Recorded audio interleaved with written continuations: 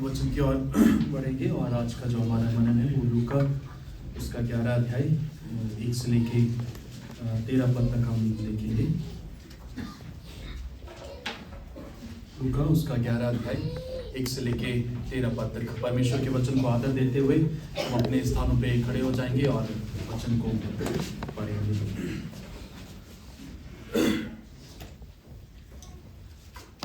ये परमेश्वर का वचन है और इस प्रकार से यहाँ पे लिखा है, वह किसी जगह प्रार्थना कर रहा था। जब वह प्रार्थना कर चुका तो उसके चेलों में से एक ने उससे कहा, हे प्रभु, जैसे यूहन्ना ने अपने चेलों को प्रार्थना करना सिखाया वैसे ही हमें भी तू सिखा दे। उसने उनसे कहा, जब तुम प्रार्थना करो तो कहो, हे पिता, तेरा नाम पवित्र माना जाए, तेरा राज्य आए, हमारे दिन भर की रोटी हर दिन हमें दिया कर और हमें हमारे पापों को क्षमा कर, क्योंकि हम भी अपने हर एक अपराधी को क्षमा करते हैं, और हमें परीक्षा में ना ला।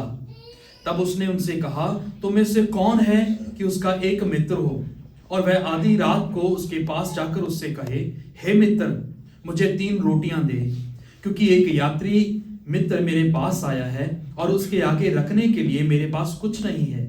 और वह भीतर से उत्तर दे, मुझे दुख ना दे, अब तो द्वार बंद है और मेरे बालक मेरे पास बिछौने पर है, इसीलिए मैं उठकर तुझे दे नहीं सकता। मैं तुमसे कहता हूं, यदि उसका मित्र होने पर भी उसे उठाकर ना दे तो भी उसके लज्जा छोड़कर मांगने के कारण उसे जितनी आवश्यकता हो उतनी उठकर देगा। और मैं तुमसे कहता हूं कि मांगो तो तुम्हें दिया जाएगा, ढूंढो तो तुम पाओगे, खटखटाओ तो तुम्हारे लिए खोला जाएगा। क्योंकि जो कोई मांगता है उसे मिलता है, और जो ढूंढता है वह पाता है, और जो खटखटाता है उसके लिए खोला जाएगा। तुम्हें से ऐसा कौन पिता है होगा कि जब उसका पुत्र रोटी मांगे तो उसे पत्थर दे, या मछली मांगे तो उसे मछली के बदले उसे सांप दे, या अंडा मांगे तो उसे बिच्छू दे। अतः जब तुम बुरे होकर अपने बच्चों को अच्छी वस्तुएं देना जानते हो तो स्वर्गीय पिता अपने मांगने वालों को पवित्र आत्मा क्यों ना देगा। ये परमेश्वर का वचन है। कृपया बैठ जाइए।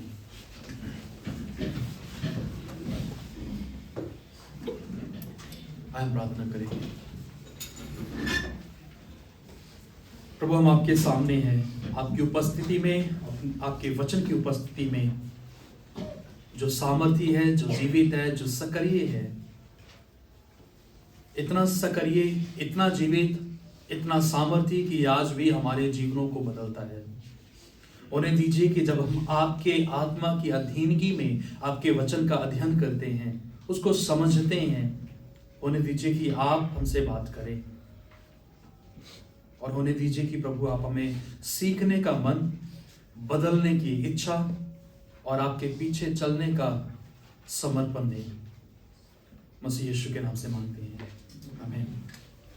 हम देख रहे हैं लूका उसका 11 अध्याय 1 से लेके 13 पद तक। अभी तक जो हमने देखा था लूका में, खासतौर पे अगर हम 9 अध्याय से लौट के देखें, 9 से 11 अध्याय तक जब हम देखते हैं तो लूका बार बार इसके ऊपर ध्यान दे रहा है कि परमेश्वर के राज्य में जाने वाले लोगों का जीवन जो है वो किस प्रकार से होना चाहिए। और पिछले 2 सप्ताहों की बात अगर हम करें तो 2 ऐसे विचित्र चरित्र जो है हमारे सामने आए थे। एक वो जो सामरी व्यक्ति का था, जो खड्डे में गिरा, जा घायल कर दिया गया, जा उसको मारा पीटा गया, उसका मेटाफर था या उसकी कहानी थी जो हमें बताई जाती थी कि when we are in the kingdom of God, जब हम परमेश्वर के राज्य में हैं तो कितना जरूरी है इस बात को पहचान पाना कि परमेश्वर के ऊपर या परमेश्वर पे निर्भर होने की बजाय जब हम किसी और दिशा में जाते हैं हमारे लिए वो कितना गमगीन हो सकता है।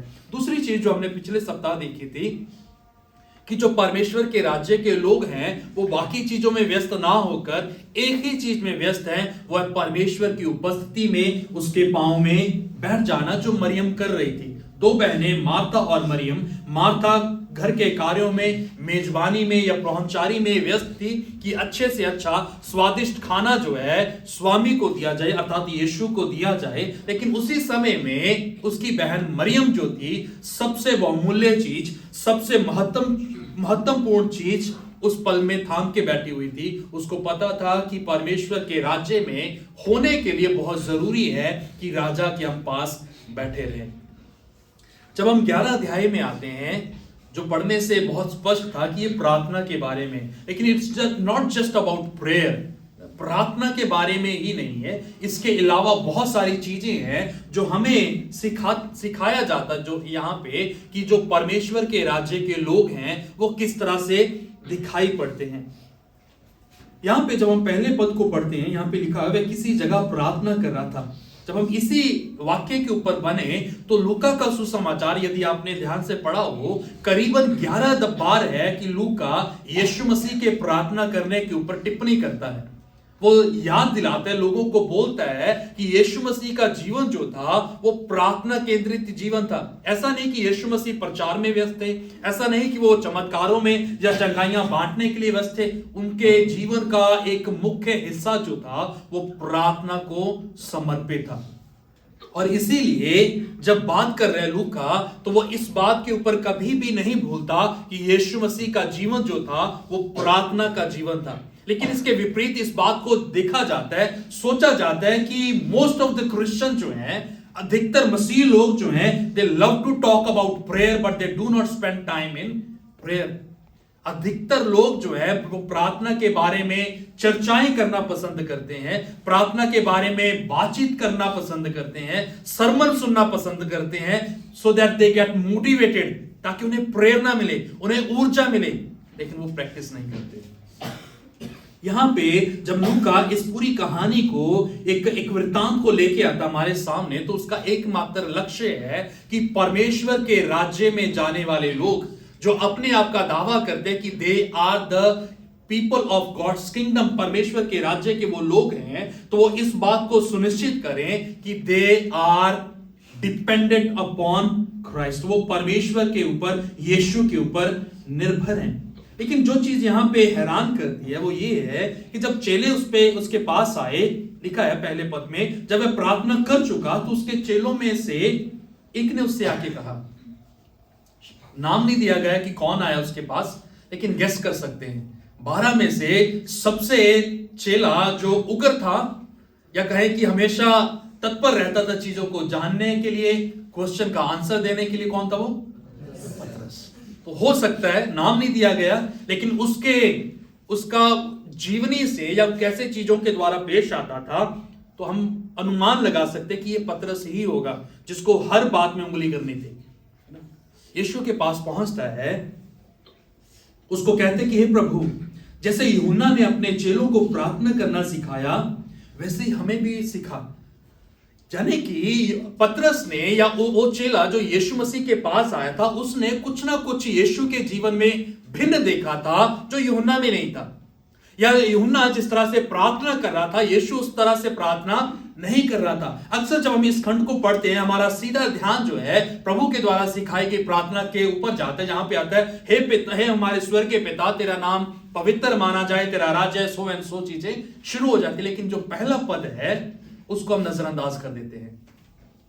क्या डिफरेंस था यूहन्ना की प्रार्थना में और यीशु की प्रार्थना में जब वो करते थे? अगर आप यूहन्ना बपतिस्मा देने वाली की जीवनी को टटोलेंगे, उसके बारे में पढ़ेंगे, तो आप पाएंगे कि his prayer was more oriented on repentance and obedience. लेकिन यीशु मसीह की जो प्रार्थना है, it is more over relational. यूहन्ना की प्रार्थना पश्चातापी प्रार्थना है। जब वो प्रार्थना सिखाता था अपने चेलों को या झुंड को, भीड़ को, तो वो पश्चाताप को दिखाती थी कि तुम क्या करो, पश्चाताप करो, बपतिस्मा लो, तौबा करो और बुरे मार्गों से तुम फिर जाओ, ताकि परमेश्वर के साथ तुम्हारा मिलन हो सके। लेकिन यीशु जब सिखाते हैं प्रार्थना, इट इज रिलेशनल। और ये बड़ी विचित्र बात है कि चेले जो है, अभी तक लूका में उन्होंने देखा था यीशु मसीह को अद्भुत काम करते हुए, चमत्कार करते हुए, दुष्ट आत्मा को निकालते हुए, बीमारों को चंगा करते हुए, अंधों को आंखें देखते हुए, कोढ़ियों को शुद्ध करते हुए, तरह तरह के चमत्कार यीशु मसीह के द्वारा उन्होंने देखे थे। तो आप अनुमान लगा सकते हैं कि जो चीज हम सबसे ज्यादा देखते हैं, हम उसके द्वारा क्या होते हैं, मोहित हो जाते हैं। हम उसके द्वारा उन चीजों को खुद प्रैक्टिस करना चाहते हैं। लेकिन जब ये चेला यीशु के पास आता है, he does not ask Jesus to teach him how to preach, how to cast demons। वो चेला जब यीशु के पास आया तो वो ये नहीं कहता कि तुम मुझे दुष्ट आत्माएं निकालना सिखाओ, मुझे प्रचार करना सिखाओ, मुझे कैसे बातचीत करनी है, कैसे अपने आप को पेश करना है, ऑर्गेनाइज करना है पब्लिकली, अब मुझे वो सारे स्किल्स जो हैं, कौशल जो हैं, वो सिखाओ। नहीं, वो आते यीशु के पास और उसको कहते कि मुझे तो क्या कर, प्रार्थना करना सिखा।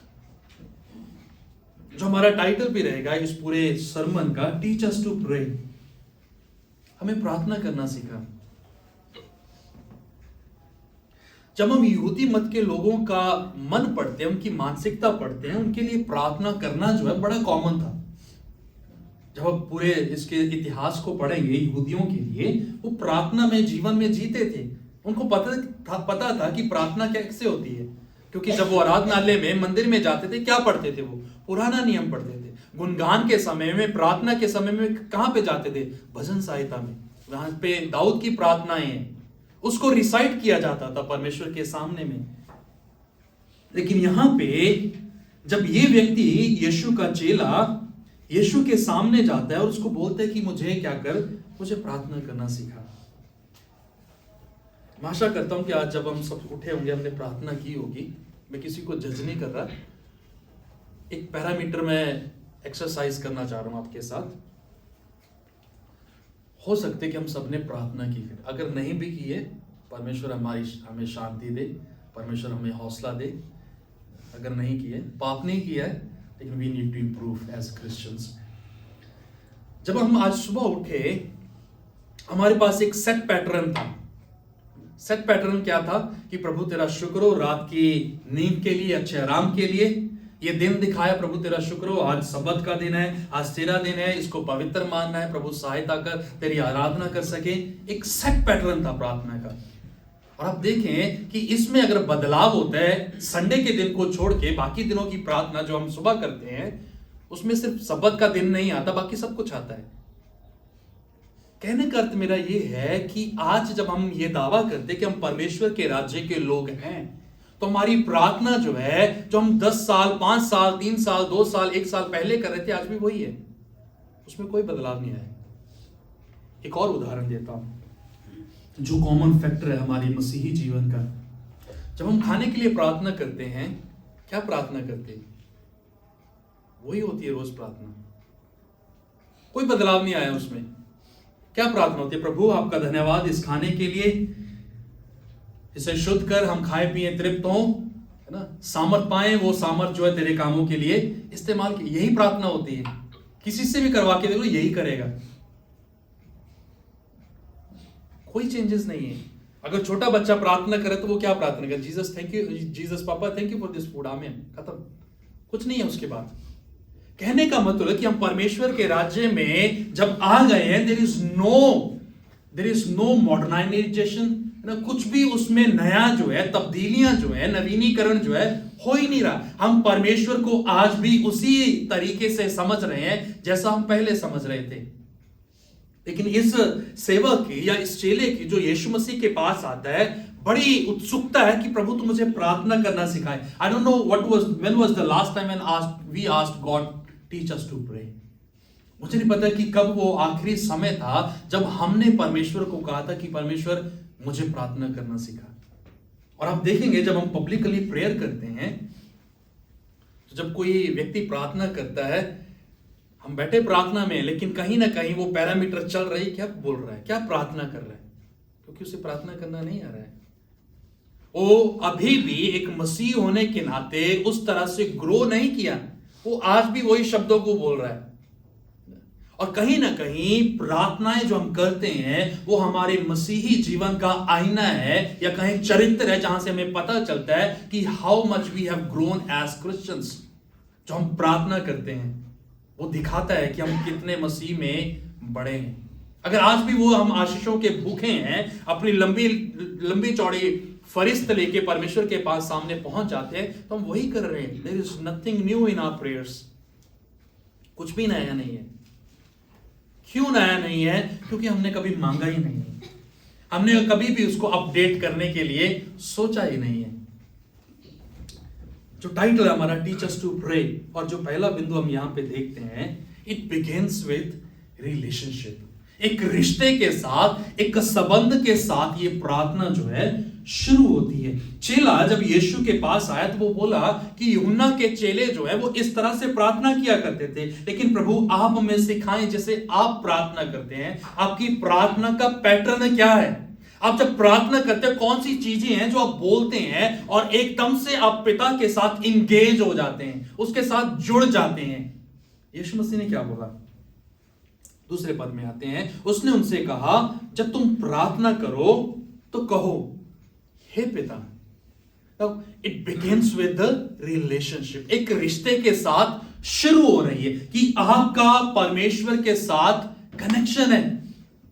आप प्रार्थना इसीलिए नहीं कर रहे कि आपको कुछ चाहिए, परंतु आप इसीलिए कर रहे हो क्योंकि आपका जिससे आप प्रार्थना करते हो उसके साथ कोई रिश्ता है। और रिलेशन में अगर सबसे ज्यादा इंपॉर्टेंट कोई चीज होती है, दैट इज द कम्युनिकेशन, होता है बातचीत करना, बैठ के समय अनुसार उस चीज को कहना। Now most of the time we as Christian we claim, हम अधिकतर बार इस बात का दावा करते हैं कि हम मसीह हैं और हम रिलेशन में भी हैं मसीह के साथ, लेकिन वो कनेक्शन जो है वो खत्म हो गया है जब हमारी प्रार्थना है। इसलिए मैं बोल रहा हूं, मैं चाहता हूं कि आप अपनी प्रार्थनाओं का मूल्यांकन करें कि जब आप प्रार्थना करते कैसे करते हैं, क्या होता है उस प्रार्थना में। और एक चीज जो हमेशा हमारे साथ बनी रहती है एज क्रिश्चियंस, वो ये है कि we have learn to justify ourselves, कि हमने सीखा है कि हमें अपने आप को कैसे सही ठहराना है। हमारे पास सारे वो मापदंड हैं, लेकिन जब हम वचन में आते हैं, इस बात को देखते हैं, तो यीशु कहते हैं कि जब तुम प्रार्थना करो तो परमेश्वर जिससे तुम प्रार्थना कर रहे हो उसको क्या करो? एड्रेस करो पिता करके। कौन बोल रहा है करने के लिए? यीशु कौन है? परमेश्वर का पुत्र है, यानी कि वो अपने पिता को हमारे साथ शेयर कर रहा है। और जब वो शेयर कर रहा है, यानी कि he is giving us the privilege and the rights, वो हमें वो सौभाग्य और वो अधिकार दे रहा है कि हम उसके पिता को क्या कह सकते हैं? पिता कह सकते हैं, जबकि नहीं है हमारा पिता वो, लेकिन यीशु में आ जाने से वो हमारा पिता बन गया और इसीलिए हम उस पिता के साथ एसोसिएट कर सकते हैं। और उसके इससे पहले कि कुछ भी बात कही जाए, उस रिश्ते को जानना जो है बहुत जरूरी। ये मानो भजन 23 की तरह से है, जहां पे दाऊद कहता है कि यहोवा मेरा चरवाहा है, मुझे कुछ घटी नहीं होगी। वहां पे भी वो सबसे पहली चीज जो करता है, वो पहले उस रिश्ते को बनाता है जो आगे जाने के लिए जरूरी है। आज के समय में बहुत मसीह आज भी ऐसे चर्चेस में पाए जाते हैं, कलीसियों में पाए जाते हैं, वो अपने आप को मसीह कहते हैं, लेकिन देयर इज नो रिलेशनशिप। क्योंकि जब रिलेशनशिप होगा, there will be a communication, वहां पे बातचीत होगी, और जहां पे बातचीत होगी वो रिश्ता जो है वो हमेशा हरा भरा रहेगा। और यहां पे चेले को जब प्रार्थना सिखाया जाता है तो यीशु सबसे पहले कहते हैं कि there has to be a relationship, रिश्ता होना बहुत जरूरी है। एंड्रयू मुर्रे जो परमेश्वर के एक बड़े दास हुए, जिन्होंने प्रार्थना के ऊपर बड़ी बड़ी किताबें भी लिखी, बड़ा सामग्री उन्होंने लिखी, उनकी एक कोट है जो मैं यहां पे बोलना चाहूंगा। उन्होंने एक दफा कहा था, जब वो प्रार्थना कर रहे थे कि Lord give me admission in your school of prayer, कि प्रभु जो आपका प्रार्थना का स्कूल है मुझे आप उसमें एडमिशन दे दें, कि प्रभु जो आपका स्कूल है प्रार्थना का, आप मुझे उसमें एडमिशन दे दें। बहुत गहरी बात है ये। क्यों बोल रहा था वो? क्योंकि उसने कहीं ना कहीं इस बात का जायजा किया होगा, विचारा होगा, लोगों से मिला होगा जो आज भी स्कूल में है लेकिन उनकी एडमिशन नहीं हुई है। स्कूल में जाते हैं वो, एडमिशन नहीं है। अब देखिए, जब आपको एडमिशन मिल जाता है तो आपके पास राइट्स होता है, आपको यूनिफॉर्म मिल जाती है, आपके ऊपर टैग लग जाता है कि you belong to this school, आपको आई कार्ड दिया जाता है, आपकी पहचान उस क्लास के साथ, उस क्लब के साथ, उस हाउस के साथ हो जाती है कि आप इस पर्टिकुलर आइडेंटिटी के साथ इस स्कूल में हैं। बहुत स्कूल में, लेकिन बहुत ऐसे भी हैं जिनको एडमिशन अभी तक मिला नहीं है। सवाल ये है कि हम जब मसीह होने का दावा करते हैं, क्या हमें उस स्कूल में, प्रार्थना के स्कूल में एडमिशन मिल गया है? शायद नहीं। क्योंकि यदि स्कूल में एडमिशन मिला होता तो क्या होता? हमारी एसोसिएशन होती। एसोसिएशन मीन्स कि हमारा परमेश्वर के साथ रिश्ता होता। और जब आप स्कूल में होते हैं तो किसकी चलती है? आपकी या स्कूल की? स्कूल की चलती है। आप चलाना चाहते हैं लेकिन चलती नहीं है। आपको जो पैरामीटर्स दिए जाते हैं वो स्कूल के होते हैं। आपको इन्हीं मापदंड के अनुसार स्कूल में बिहेव करना पड़ेगा। और वो कार्यकुलम जो है जैसे जैसे समय गुजरता है वो अपडेट होता रहता है, यानी कि उस रिलेशनशिप को जीवित रखा जाता है। जब तुम प्रार्थना करो तो कहना, हे पिता। जब आप प्रार्थना करते हैं क्या कहते हैं परमेश्वर को? पिता। जो अरामिक वर्ड जो है, शब्द जो है अब्बा से लिया गया है, पिता। इंग्लिश में अगर हम समझे तो डैडी, जो क्लोज है यूनानी भाषा के। और उसके साथ हमारी एसोसिएशन जो है वो है। मार्टिन लूथर ने इस बात को कहा था कि अगर हमें परमेश्वर को पिता कहने का अधिकार परमेश्वर ने दिया है तो मानो हमारे विश्वास का सबसे बड़ा पुरस्कार या इनाम जो परमेश्वर ने हमें दे दिया। अगर हम उसको अब्बा पिता कह के पुकार सकते हैं, सबसे बड़ा उपहार है। क्यों? क्योंकि यदि मेरे पास वो अधिकार है तो जो कुछ पिता का है वो मेरा है, वो मेरा है। There has to be a relationship. जब वो रिश्ता होगा तो चीजें जो है, जब बातचीत जो है वो अपने आप शुरू हो जाएगी। एक कम्युनिकेशन जो है वो ऑटोमेटिकली बिल्डअप हो जाएगा। अगर बातचीत नहीं है तो उसका सीधा सीधा अर्थ यह है कि देयर इज नो रिलेशनशिप। दावा किया जा रहा है, उसको फोर्सफुली इंपोज किया जा रहा है, लेकिन एक्चुअल में वो नहीं है। आप प्रार्थना तब ही कर पाएंगे जब आपका परमेश्वर से रिश्ता होगा, अदरवाइज नहीं कर पाएंगे। आप उसी के साथ समय बैठ के बातचीत कर पाएंगे जहां पे आपका रिश्ता होगा, उसी को कह पाएंगे आप चीजें, उसी के साथ बैठकर कोई बातचीत कर पाएंगे, अदरवाइज नहीं करेंगे, क्योंकि आपका उस व्यक्ति के साथ कोई रिश्ता नहीं है। और मैं सोचता हूं कि हम अपने जीवन से इसका मूल्यांकन जो है कर सकते हैं। रोजमर्रा का जीवन जो हम जीते हैं, हमारी बातचीत जो है वो कहीं ना कहीं उस कनेक्शन को, उस रियलिटी का आईना हमें दिखा रही है कि हम वास्तव में उस रिश्ते में हैं या नहीं। और दुर्भाग्य की बात यह है कि आज बहुत सारे मसीह लोग जो हैं वो सिर्फ संडे वाले रिश्तेदार हैं, है ना। कुछ होते हैं ना रिश्तेदार जिनको सिर्फ शादी पे बुलाया जाता है, अदरवाइज उनके साथ कोई बातचीत नहीं होती।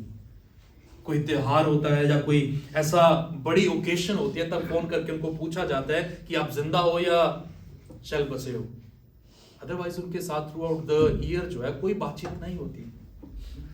और मसीह आज भी ऐसे पाए जाते हैं जो ओकेशनल क्रिश्चियंस हैं, बट कमिटेड क्रिश्चियंस नहीं है। वो कमिटेड क्रिश्चियन होने के लिए आपको उस रिश्ते में आना ही पड़ेगा। उस प्रार्थना का जो बुनियाद है वो रिश्ता है। जैसे मैं बार बार सरमन में बोलता रहता हूं, बहुत बार मैंने इस बात को दोहराया है कि आप कभी भी उस व्यक्ति के लिए प्रार्थना नहीं कर पाएंगे जिससे आप प्रेम नहीं करते। उसी के लिए आप प्रार्थना करेंगे जिससे आप प्रेम करते हैं। बोझ के साथ प्रार्थना कर पाएंगे। कहने के लिए जब आपको बोल दिया जाएगा कि प्रार्थना करो, आप कर देंगे for the sake of doing it, लेकिन कभी भी कमिटमेंट के साथ आप प्रार्थना नहीं करेंगे। अब देखो, जब आप प्रार्थना करने बैठते हो सबसे पहले आपके जहन में कौन आता है? आपका परिवार आता है, और नहीं आता कोई। हम फोर्स करते हैं अपने दिमाग को सोचने के लिए कि नहीं, उसके लिए भी हमें प्रार्थना करनी है, उसके लिए भी प्रार्थना। बदन जो हमारे लिस्ट में जिनके प्रति मैं अपने आप को कमिट करके बैठा हूं, उनका नाम जो है मुझे याद करने की जरूरत नहीं पड़ेगी, क्योंकि मेरा उनके साथ रिश्ता है। Prayer begins with the relationship. दूसरी चीज जो यहां पे हम देखते हैं, डिपेंडेंस अपॉन गॉड। प्रार्थना जो है वो हमारी निर्भरता है जो हम परमेश्वर के ऊपर दिखाते हैं। यीशु मसीह आगे बोलते हैं दूसरे पद में कि जब तुम प्रार्थना करो तो इस प्रकार से कहो, हे पिता, तेरा नाम पवित्र माना जाए, तेरा राज्य आए, हमारे दिन भर की रोटी हर दिन हमें दिया कर, हमारे अपराधों को क्षमा कर, क्योंकि हम भी अपने हर एक अपराधी को क्षमा करते हैं। हमें परीक्षा में ना ला। हमारी डिपेंडेंसी जो है, निर्भरता जो है, वो परमेश्वर के ऊपर बनी रहती है। और आप देखिए कि इसका मुख्य अंश जो है प्रार्थना का, जब आप बार बार इसको पढ़ेंगे तो एक बड़ी बॉल की तरह ये आप पे कूद पड़ेगा और आपको कहेगा कि इसका प्रार्थना का केंद्र जो है वो आपकी जरूरतें आप नहीं है, परंतु उसका केंद्र जो है वो परमेश्वर से शुरू होता है, परमेश्वर के इर्द गिर्द घूमता है और अंततः परमेश्वर पे आके खत्म हो जाता है। You are nowhere in it, अब है ही नहीं है इसमें। प्रार्थना जो है वो मेरे बारे में नहीं है। और ये कहीं ना कहीं मुझे लगता है कि हमें सोचना चाहिए कि जब मैं प्रार्थना करता हूं, who is the centre figure in my prayer? मेरी प्रार्थना में जो केंद्र है वो कौन है? अब देखेंगे हमारी प्रार्थना जो है धन्यवाद के साथ शुरू होती है। 3 4 5 लफ्ज हम परमेश्वर के बारे में कहते हैं उसको सराहने के लिए, यानी कि दूसरे शब्दों में उसको बटरिंग करने के लिए, ताकि हमारी मांगे जो है पूरी की जा सके। उसके बाद हम लंबी चौड़ी लिस्ट लेके परमेश्वर के सामने होते हैं। There is no relationship, there is no God in our prayer. पहले संडे में जो मैं प्रचार कर रहा था जावेस के ऊपर, उसकी प्रार्थना क्या थी? उसके बारे में नहीं थी। वो प्रार्थना जो थी इज़राइल और उसके परमेश्वर के बारे में थी कि परमेश्वर तू मेरी सरहदों को बढ़ा, मुझे नहीं एज ह्यूमन बीइंग नहीं, परंतु परमेश्वर तू अपने राज्य को बढ़ा। मैंने तब भी आपको कहा था कि जब जावेस प्रार्थना कर रहा था तो कहीं ना कहीं उसके जहन में यीशु मसीह के द्वारा सिखाई गई प्रार्थना पनप रही थी, चल रही थी उसके दिमाग में कि प्रार्थना जो है वो मेरे बारे में नहीं है, मेरी जरूरतों के बारे में नहीं है, लेकिन प्रार्थना जो है वो परमेश्वर के बारे में। It's a communication, it's a relationship, it's a dependence upon God. परमेश्वर के साथ रिश्ते में, परमेश्वर के साथ बातचीत के बारे में, परमेश्वर के ऊपर निर्भर होने के लिए क्या बोलता है कि परमेश्वर तेरा नाम पवित्र माना जाए, तेरा राज्य आए। बहुत मुश्किल है इन चीजों को प्रार्थना करना। इसलिए जब हम प्रार्थना करते हैं, हमारी प्रार्थना जो है मोस्ट ऑफ द टाइम वो उस बर्तन की तरह है जिसकी चर्चा पौलुस करता है। खोखले बर्तन है जो बिन वजह से शोर करते हैं। There is no content in our prayer. हमारे प्रार्थनाओं में किसी भी तरह की सामग्री जो है वो पाई ही नहीं जाती है। हमारी प्रार्थना लेंथी जरूर है, लंबी चौड़ी तो है, लेकिन उसका असर जो है जीरो है। इसलिए जरूरी है कि लगातार हम अपनी प्रार्थना को जांचते रहें। अब देखिए कई मैं किसी को जज नहीं कर रहा, बट आपके सामने कुछ उदाहरण रखना चाहता हूं। जब लोग प्रार्थना करते हैं उसमें सबसे ज्यादा दोहराव क्या होता है? प्रभु परमेश्वर पिता परमेश्वर, प्रभु परमेश्वर पिता परमेश्वर। इतनी दबा हो जाता है कि वो पता नहीं चलती कि प्रार्थना क्या की गई थी। जब हालेलुया प्रेज द लॉर्ड पहले माहौल बनाया जाता है ना, उसके द्वारा चलती। बट देन प्रार्थना कर क्यों रहे हैं हम? यीशु मसीह कह रहे हैं कि जब तुम प्रार्थना करते हो, establish a relationship with him whom you are praying to. उसके साथ अपने रिश्ते को आप साधो, स्थापित करो जिससे तुम प्रार्थना कर रहे हो। और फिर जब प्रार्थना करते हो, क्या प्रार्थना करो कि परमेश्वर तेरा नाम पवित्र माना जाए। कहां पे माना जाए पवित्र? मुझे नहीं लगता कि हमने कभी ये प्रार्थना एकाग्रता के साथ गंभीर रूप से की होगी। हम गीत गा रहे थे ना कि परमेश्वर तेरा राज यहां पे है। कौन है तेरे जैसा? कोई नहीं है। परमेश्वर तेरा राज यहां पे है, सब राजाओं से ऊपर है हमारा राजा यीशु। अगर परमेश्वर का राज यहां पे है तो कैसा होना चाहिए था? जब यीशु मसीह इस प्रार्थना को कह रहे हैं, इस प्रार्थना के 2 एस्पेक्ट है। जब ये चीज कह रहा है कि तेरा नाम पवित्र माना जाए, तेरा राज्य, it's for personal life and then it's a publicly declaration. पहला व्यक्तिगत जीवन के लिए परमेश्वर तेरा राज्य जो है वो मेरे जीवन में है। जब परमेश्वर का राज्य मेरे जीवन में आएगा तो क्या होगा? मेरा राज्य खत्म हो जाएगा। यूहन्ना बपतिस्मा देने वाला प्रार्थना करता कि परमेश्वर मैं घटता जाऊं और तू बढ़ता, यानी कि परमेश्वर मेरा राज्य जो है वो दिन ब दिन डिमोलिश किया जाए, खत्म किया जाए और आपका राज्य मुझ में आता रहे। परमेश्वर का राज्य है क्या? अगर हम इसको डिफाइन करें, इसकी परिभाषा में जाएं कि परमेश्वर का राज्य है क्या। परमेश्वर के राज्य के 3 पहलू हैं। परमेश्वर का राज्य वो है जहां पे परमेश्वर राजा है।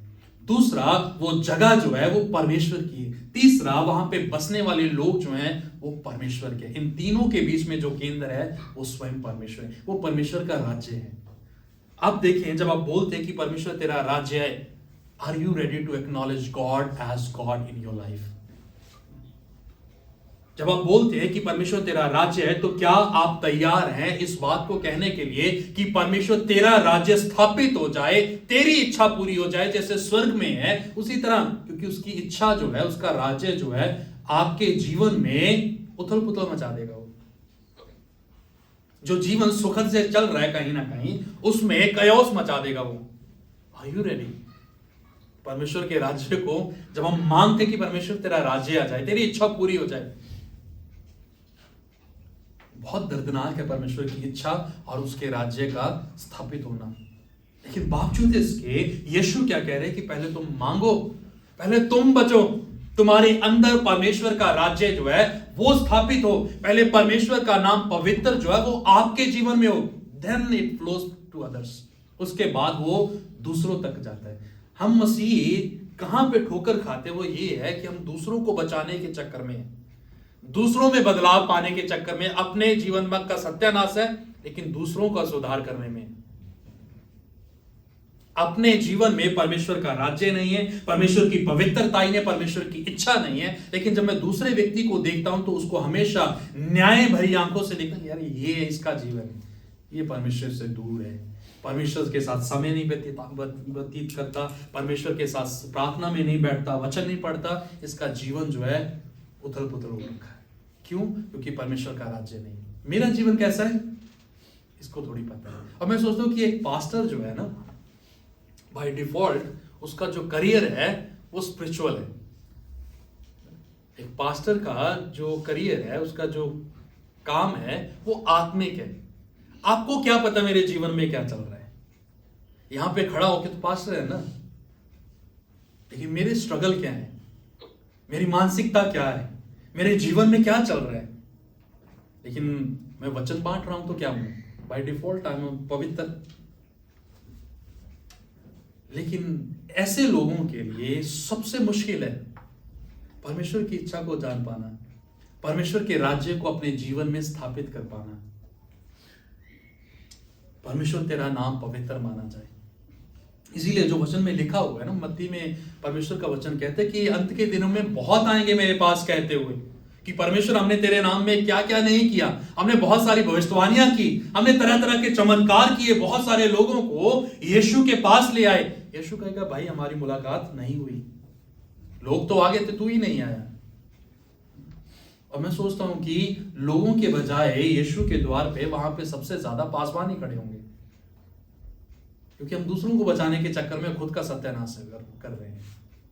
यहां पे जब परमेश्वर बोल रहा है कि जब तुम प्रार्थना करो तो ये प्रार्थना करो कि पवित्र परमेश्वर तेरा नाम पवित्र माना जाए, मेरे जीवन में तेरा राज्य स्थापित हो, मेरे जीवन में। जब मेरे जीवन में होगा देन इट विल रिफ्लेक्ट, वो दिखेगा मेरी बातों से, मेरे जीवन से, मेरे चाल चलन से, मेरे अपने आप को प्रेजेंट करने में दिखेगा।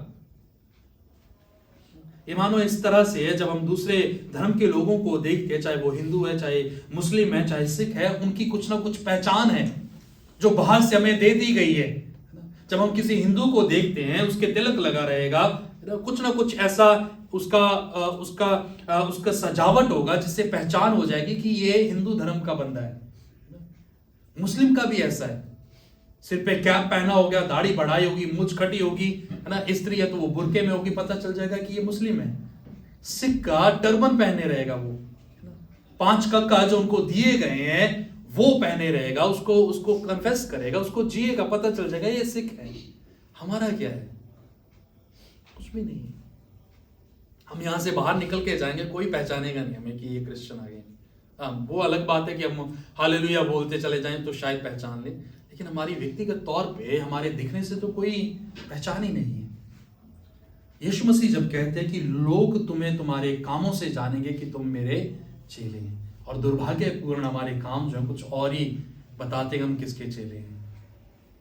यीशु मसीह कहते हैं कि जब तुम प्रार्थना करो तो ये करो कि परमेश्वर का नाम जो है पवित्र माना जाए, मेरे जीवन में माना जाए। और जब वो पवित्र माना जाएगा, यानी कि जब मैं उसकी पवित्रताई का मूल्यांकन करके उसको अपने जीवन में एक्सरसाइज करूंगा, तो मैं ऑटोमेटिकली परमेश्वर से मांग कर रहा हूं कि परमेश्वर तू मुझ पे कब्जा कर, तू मेरे विचारों को शुद्ध कर, तू मेरे जीवन को उस दिशा में ले जा जिस तरह से तू चाहता है कि मेरा जीवन जो है वो चले। परमेश्वर के ऊपर निर्भर होकर परमेश्वर को सब कुछ मान लेना, अपने जीवन का केंद्र बना लेना। यहां पे यीशु कह रहे कि तू जब प्रार्थना कर तो ऐसे कर। लेकिन हमारी प्रार्थना की जो सजावट है, हमारी प्रार्थना की जो बंतर है, वो इस प्रकार से नहीं है। कई चीजें मसीह होने के नाते हम बाय डिफॉल्ट करते हैं। जैसे हम अक्सर बोलते हैं जब प्रार्थना करते हैं कि परमेश्वर हम आपकी पवित्र उपस्थिति में आते हैं, बोलते हैं ना सभी, लेकिन उसका क्या अर्थ है? जब हम वचन पढ़ते हैं वहां पे लिखा है, परमेश्वर का वचन कहते हैं कि जब तुम परमेश्वर के भवन उसकी उपस्थिति में आओ तो क्या हो? डरते और कांपते हुए। किसको डर लग रहा है जब आप संडे चर्च में आ रहे थे? किसको लग रहा है भाई आज चर्च में जाना है? कौन कांप रहा था? कोई नहीं कांप रहा था। ठंड की वजह से जरूर कांप रहे होंगे, परमेश्वर के भय से कोई नहीं कांप रहा। किसी को डर नहीं था, क्योंकि बाय डिफॉल्ट जा रहे हैं हम। तो आज रविवार है तो जाना पड़ेगा। लेकिन इनर बीइंग में जब हम झांकते हैं अपने अंदर, there was no fear of God in us. हम जैसे उठे, नहाए धोए, पता नहीं नहाए नहीं, हम ऐसे ही आ गए। देयर वाज नो फियर, कुछ भी नहीं था परमेश्वर का भय हमारे में। वचन बोल रहा है कि जब तुम परमेश्वर के सामने जाओ, उसके घर में जाओ, डरो, कांपो, लेकिन नहीं है फियर। क्यों नहीं है? क्योंकि वो डर जो है हमने कहां पे छोड़ दिया? दूसरों के लिए छोड़ दिया कि वो डरेगा भाई, वो कांपेगा, इधर सब कुछ सही है परमेश्वर के साथ। ऐसा क्यों? क्योंकि परमेश्वर का राज्य आज भी कहीं ना कहीं मेरे जीवन में नहीं है। आज भी कहीं ना कहीं परमेश्वर की इच्छा के लिए मैं तत्पर नहीं हूं। कहीं ना कहीं आज भी मैं परमेश्वर की इच्छा के लिए कमिटेड नहीं हूं। बाय डिफॉल्ट चल रहा हूं, मैं ऑटो पायलट पे छोड़ दिया है, चल रहा है बस। जब प्रार्थना की जरूरत पड़ेगी तो प्रार्थना हो जाएगी, वचन की जरूरत पड़ेगी तो वचन हो जाएगा, गाने की जरूरत हो तो गाना हो जाएगा, but then there is no relationship, there is no accountability and there is no dependence upon God. आगे तीसरे पद में यीशु कहते हैं कि जब तुम प्रार्थना करो तो इस तरह से भी कहो कि हमारे दिन भर की रोटी हर दिन हमें देना। इसी प्रार्थना को जब हम मत्ती में पढ़ते हैं थोड़ा सा डिफरेंस उसमें पाया जाता है, लेकिन उसका कॉन्टेक्स्ट अलग है। इसलिए संदर्भ जब हम बाइबल का अनुवाद करते हैं उसमें संदर्भ का होना जो है बहुत महत्वपूर्ण होता है। किस संदर्भ में कौन सी बात रखी गई है वो उसका अनुवाद देता है। यहां पे जब लूका कहता है तो वो इस बात को नहीं कहता कि हमारे दिन भर की रोटी आज हमें देना। मत्ती कहता है, वो कहते हैं कि हर दिन हमें दिया करना। हमारे पापों को क्षमा कर, क्योंकि हम भी अपने अपराधी को क्षमा करते हैं, और हमें परीक्षा में ना ला।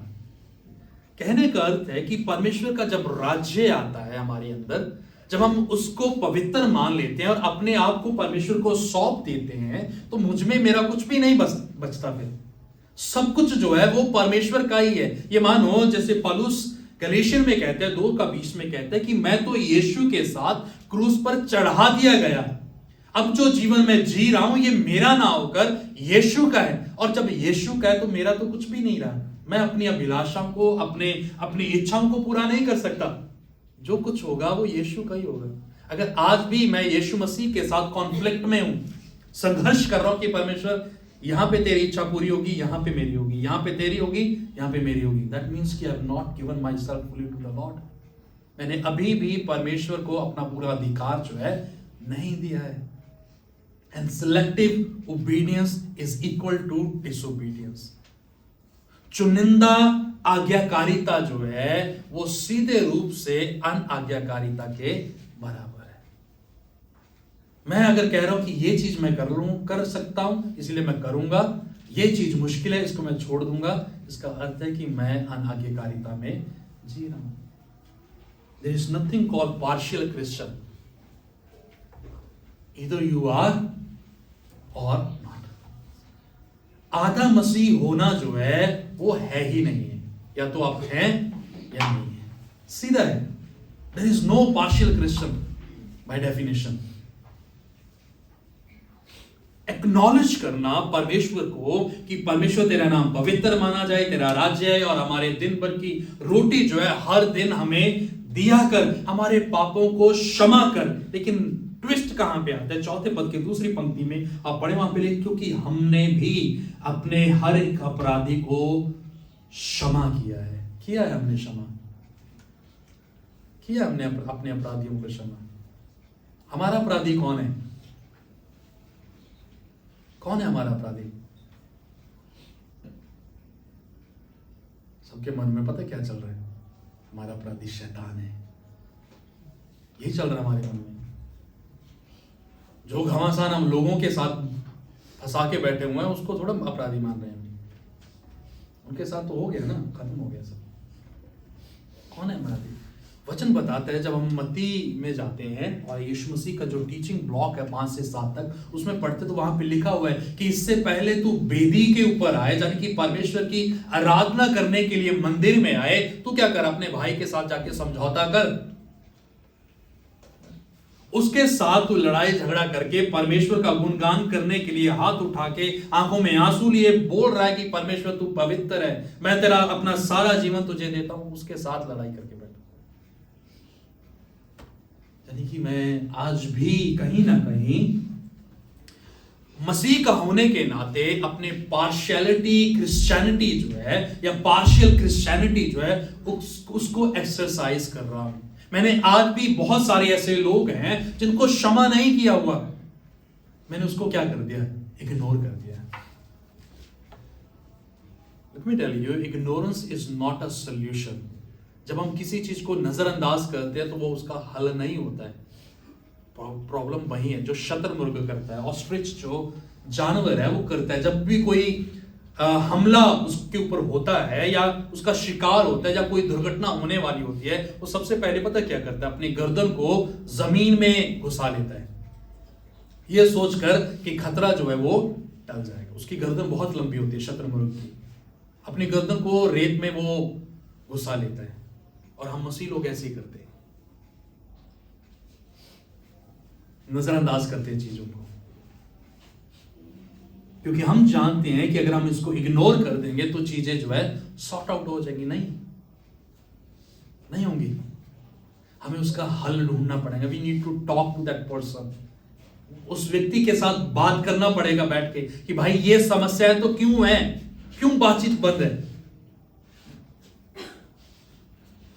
हमने अपने अपराधियों को क्षमा किया नहीं किया है, लेकिन जब हम मसीह के पास जाते हैं हम याचना क्या करते हैं मसीह के कि परमेश्वर आप मेरे अपराधों को क्षमा करें। यीशु कहते हैं कि पहले अपने अपराधियों को क्षमा कर किया। We are not able to forgive all those who done wrong against us. उसका कारण क्या है कि मैंने परमेश्वर की क्षमा जो मुझे दी गई है उसके महत्व को, उसके वैल्यू को या उसके जो एलिमेंट्स हैं उसको नहीं समझा। परमेश्वर ने जब मुझे क्षमा किया है तो मैंने उसके महत्व को नहीं समझा, इसीलिए मुझे आज भी तकलीफ होती है दूसरे लोगों को क्षमा करने में, दूसरे लोगों को जो मेरी मत के नहीं है उसके साथ बैठकर उन चीजों को सॉर्ट आउट करने में प्रॉब्लम होती है। And that's the reality. यीशु सीधे कहते हैं कि तुम क्या करो, परमेश्वर से मांगो कि परमेश्वर हमारे पापों को क्षमा कर, क्योंकि हम क्या है अपने अपराधियों को क्षमा करके आए हैं, तेरे पास आए हैं। प्रभु तू भी हमारे अपराधों को क्षमा कर दे। नहीं, हम परमेश्वर से पाना चाहते हैं but we don't want to release that forgiveness. और एक चीज जो हमेशा अक्सर एज ह्यूमन बीइंग हम प्रैक्टिस करते हैं कि मैं क्षमा तो कर दूंगा लेकिन क्या करूंगा, भूलूंगा नहीं। I will forgive but I will not forget. याद रखूंगा। यीशु मसीह क्या करते हैं, परमेश्वर क्या करता है? जो जो अर्जिंदर भाई ओपनिंग में बोल रहे थे, परमेश्वर जो हमारा परमेश्वर है ना, वो हमारे पापों को इतना दूर कर देता है अलग अलग दिशाओं में, जो कभी भी मिल नहीं पाएंगे। हर खूबसूरती क्या है इस बारे में, वो हमारे पापों को फिर से याद नहीं करता। वंस फॉर ऑल, एक बार में सारे पापों को खारिज कर दिया गया, मिटा दिया गया। लेकिन हम क्या करते हैं, हम उसका हिसाब रखते हैं कि इसने ये किया था, इसने ये किया था, इसने ये किया था, इसके लिए मैं ये करूंगा। इसलिए जब हम आपस में लड़ते हैं, हस्बैंड वाइफ जब लड़ते हैं, पुरानी बातें क्यों याद आती हैं, पुरानी फरिश्त जो हम क्यों खोल के बैठते हैं, तूने ये किया था, क्योंकि अभी भी उसके साथ जो है सॉर्ट आउट नहीं किया गया, वो चीजें वहीं पे लटकी हुई हैं, इसलिए याद आती हैं। अरे भाई, आज की लड़ाई तो आज में रहते हैं ना, आज की बात करते हैं, पिछला तो भूलो उसको। लेकिन नहीं भूलते हैं, क्यों? क्योंकि वो वहीं पे माफ कर दिया, भूला नहीं। लेकिन जब हम परमेश्वर के पास जाते हैं, परमेश्वर को कहते हैं कि परमेश्वर तू मेरे पापों का हिसाब ना रख। क्यों? क्योंकि परमेश्वर यदि तू हिसाब रखेगा तो फिर क्या होगा, मैं खत्म हो जाऊंगा। तो मेरे जैसे हमने अपने अपराधियों को क्षमा किया, प्रभु तू भी हमारे पापों को क्षमा कर। और उसके बाद जो प्रार्थना का हिस्सा आता है, चौथे पद के अंतिम हिस्से में, वहां पर होता है कि प्रभु हमें परीक्षा में ना डाल, परीक्षा में ना ला। क्यों? जबकि परमेश्वर हमारी परख नहीं करता। वचन बोलता है 91 जबूर जब हम पढ़ते हैं वचन, उसमें लिखा है कि परमेश्वर हमारी परख नहीं करता, वो हमें परीक्षा में नहीं धकेलता। लेकिन बावजूद इसके प्रार्थना है कि प्रभु हमें परीक्षा में ना ला, क्योंकि उसे पता है कि हम परीक्षा में आके क्या करेंगे, आप करेंगे।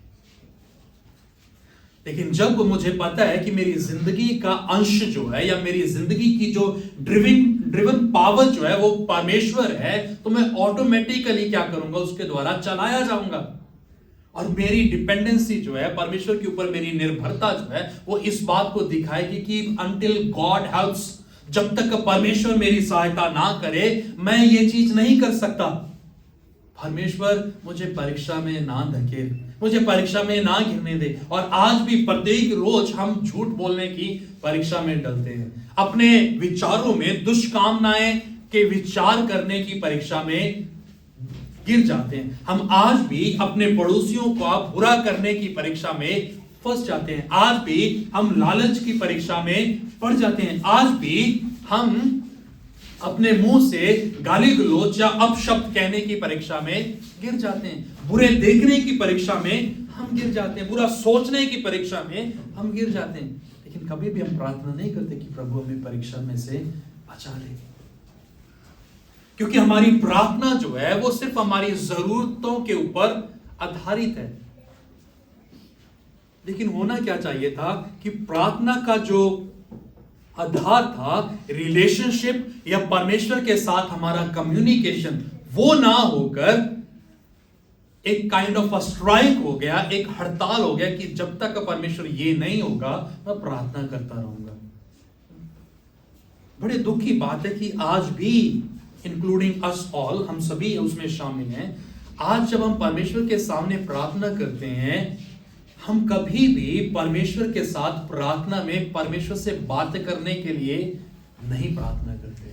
हम प्रार्थना करते हैं जब हमें कुछ चाहिए।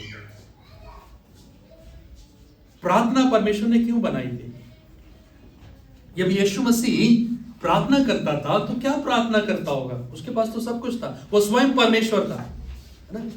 ना तो उसको कोई नौकरी की चिंता थी, ना उसको कोई कर्ज की चिंता थी, ना उसको परिवार की कोई चिंता थी। तो यीशु मसीह प्रार्थना क्यों कर रहा था? एक बड़ा सवाल है। जैसे मैंने शुरू में कहा था कि लूका इसी चीज को बोलता है कि यीशु मसीह एटलीस्ट लूका में ही 11 बार प्रार्थना कर रहे हैं। क्यों कर रहा था प्रार्थना वो?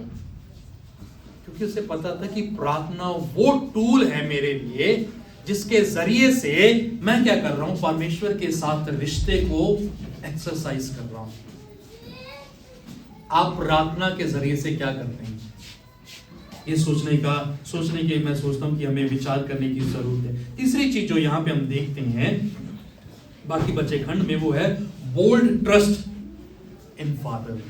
पिता में हमारा साहसी विश्वास जो है। 5 से लेके 13 पद में एक चीज कॉमन है या एक चीज है जिसके ऊपर लूका पूरा जोर दे रहा है। बाकी मेटाफर है, बाकी कहानी गढ़ी गई है कि एक व्यक्ति को जरूरत थी और वो जरूरत के समय में अपने पड़ोसी के घर गया ताकि उसके लिए वो खाना दे सके, या उसकी जरूरत जो है उसको मिल सके। लेकिन एक शब्द जिसके ऊपर वो ध्यान देते हैं, अगर आप 8 पद में पढ़ें, वहां पे लिखा है, मैं तुमसे कहता हूं यदि उसका मित्र होने पर भी उससे उठकर ना दे तो भी उसके लज्जा छोड़कर मांगने के कारण, किसके कारण? उसकी जो कंसिस्टेंसी है, उसका जो परसिस्टेंट है, लगातार वो एक ही चीज के ऊपर अडिग खड़ा हुआ है कि ये चीज होनी चाहिए, तो क्या करेगा? जिससे मांगा जा रहा है वो क्या करेगा? लज्जित होकर, लज्जा छोड़कर मांगने के कारण उससे जितनी आवश्यकता हो उतनी उठकर दे देगा। यदि हमारी प्रार्थनाएं परमेश्वर के लिए या परमेश्वर की नजर में कंसिस्टेंट होंगी, परसिस्टेंट होंगी, तो वो प्रार्थना जरूरी है कि वो सुनी जाएंगी। इसलिए यीशु मसीह ये मेटाफर लेके आते हैं कि कौन है, जब कोई बेटा अपने पिता से कहे कि उसका पुत्र रोटी मांगे तो उसे पत्थर दे दे, या उससे मछली मांगे तो उसको सांप दे दे, अंडा मांगे तो उसे बिच्छू दे दे, नहीं करेगा वो, क्योंकि वो उसका पिता है। इसलिए यीशु कहते हैं कि जब तुम प्रार्थना करो उसको क्या करो? अपना पिता कहो। एक चीज जो एक पद जो हम अक्सर अपनी प्रार्थनाओं में कोट करते हैं वो ये है कि परमेश्वर आप मेरे मांगने से पहले जानते हैं कि मुझे किन किन चीजों की आवश्यकता है।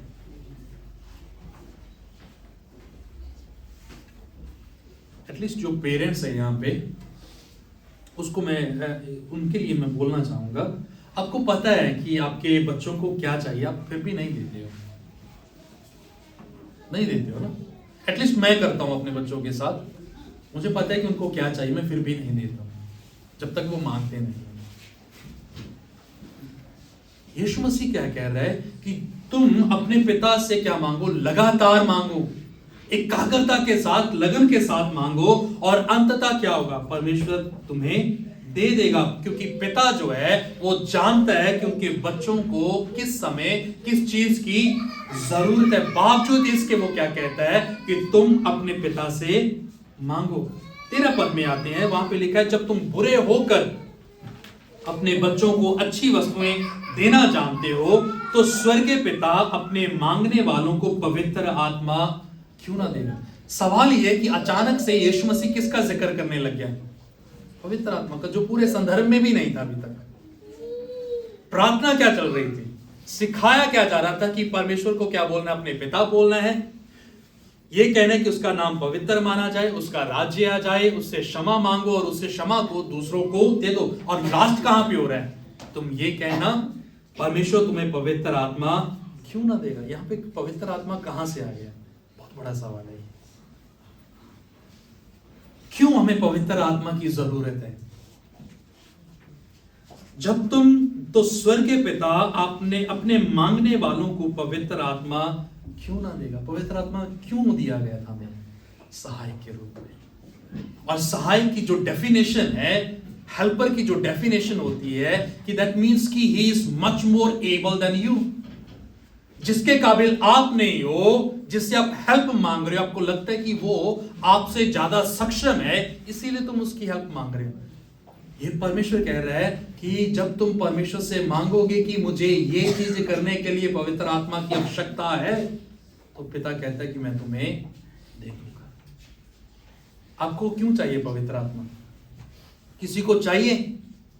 कब हमने मांगा था? पवित्र आत्मा की जरूरत कब पड़ती है? Let me define that.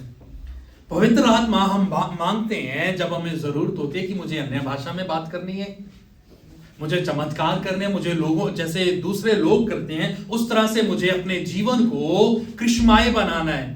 लेकिन पवित्र आत्मा की आवश्यकता हम कभी भी इस बात के लिए नहीं मांगते कि मुझे पवित्र जीवन जीना है। हम पवित्र आत्मा को इसीलिए नहीं मांगते कि परमेश्वर मुझे चरित्र में और भी ज्यादा गुणों को परमेश्वर के जो हैं उसको लेके आना। We don't ask the spirit और the help of the spirit. हम मांगते ही नहीं है पवित्र आत्मा को।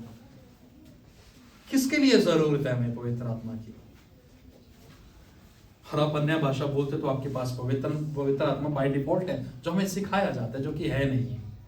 पवित्र आत्मा, अन्य भाषा बोलना जो है, वो वन ऑफ द फ्रूट है, वन ऑफ द गिफ्ट है परमेश्वर का अपने लोगों के लिए, कि वो बातचीत कर पाए।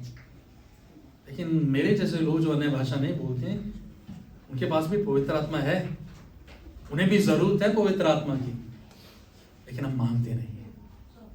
हमें जरूरत है कि हम पवित्र आत्मा की मांग करें परमेश्वर से, कि परमेश्वर अपना पवित्र आत्मा दे मुझे, ताकि आपका राज्य मुझ में स्थापित हो। क्योंकि वो कौन है? मेरा सहायक है, वो सहायक जो हर घड़ी, हर दुख में, हर समय में मेरे साथ खड़ा रहता है। और यूहन्ना 16 कहता है, यीशु मसीह कहते हैं कि मैं तुम्हें अनाथ नहीं छोड़ूंगा, मैं तुम्हें यतीम नहीं छोड़ूंगा, तुम्हारे हाल पर नहीं छोड़ूंगा, परंतु तुम्हें सहायक दूंगा, अर्थात पवित्र आत्मा जो तुम्हारी सहायता करेगा। Now, if we don't ask for the Spirit of the Lord, that means we don't want the help of God. यदि हम पवित्र आत्मा नहीं मांग रहे हैं, तो हम परमेश्वर की सहायता नहीं मांग रहे हैं।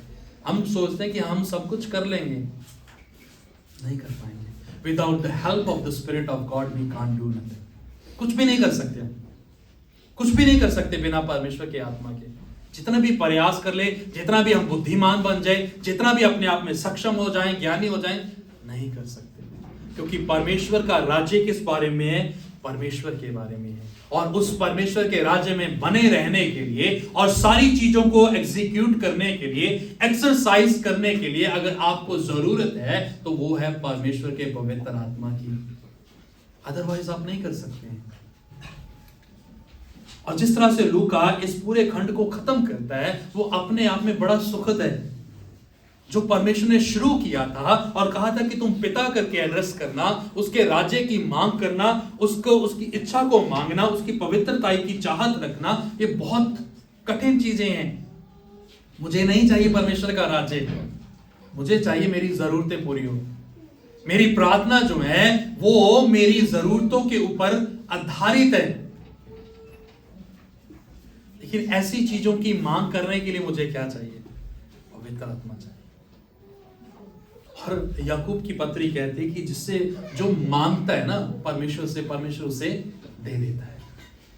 Ask the Lord to give you the Spirit, not to speak in tongues, but to live according to His will and His purposes.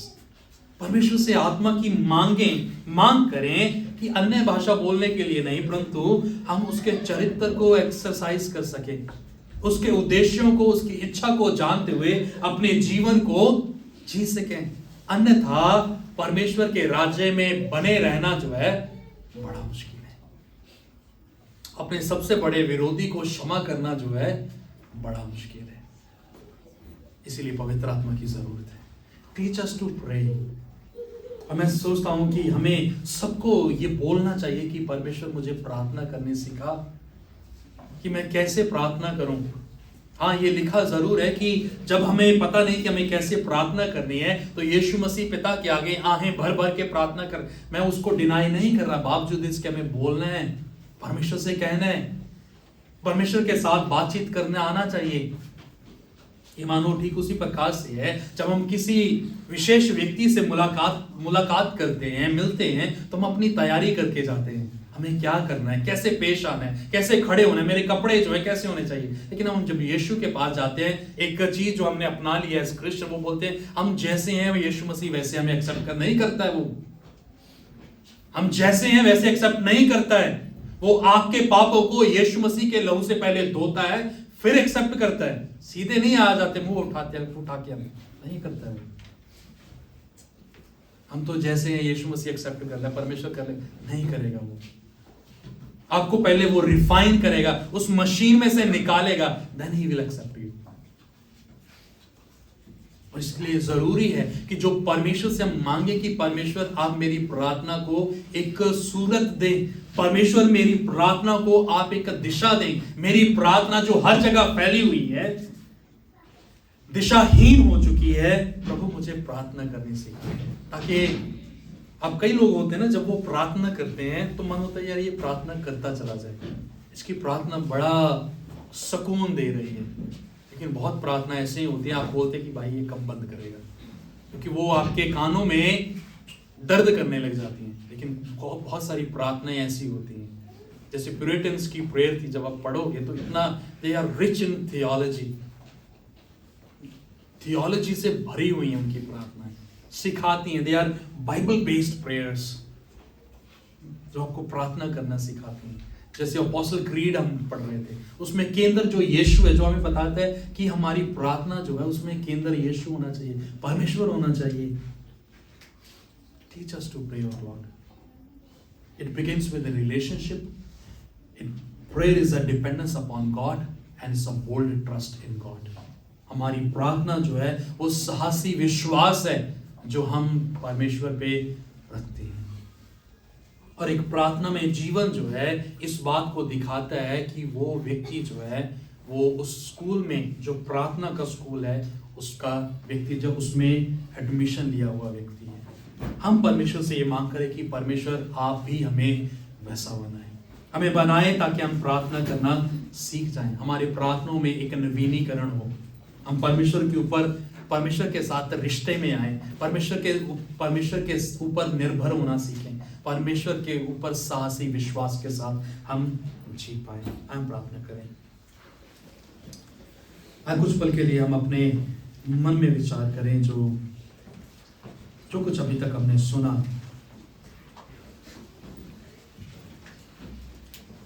अपने जीवनों का मूल्यांकन करते हुए, अपने प्रार्थना में जीवन को खास तौर पे जांचते हुए, हमारी प्रार्थनाएं हमारे जीवन का वो आईना है जो इस बात की पुष्टि करते हैं कि हम परमेश्वर के साथ कितना रहे हैं, हम परमेश्वर के वचनों में कितना है। क्योंकि जो हमारे जहन में होगा, जो हमारे दिल में होगा, वो हमारी जुबान पे होगा। यदि परमेश्वर के साथ हम एकांत में नहीं रहे हैं तो हम कभी भी धर्मी नहीं बन सकते। इसलिए जरूरी है कि हम अपने मनों को जांचें, अपनी प्रार्थना का मूल्यांकन करें कि मेरी प्रार्थना की जो दिशा है, जो मेरी प्रार्थना की सामग्री है, उसका जो कंटेंट है वो क्या है, वो किसके बारे में है। Is it about God? Is it about my relationship with him? क्या ये परमेश्वर और मेरा उसके साथ जो रिश्ता है उसके बारे में है, या मेरी प्रार्थना मेरे बारे में है कि मुझे क्या कहना है परमेश्वर से।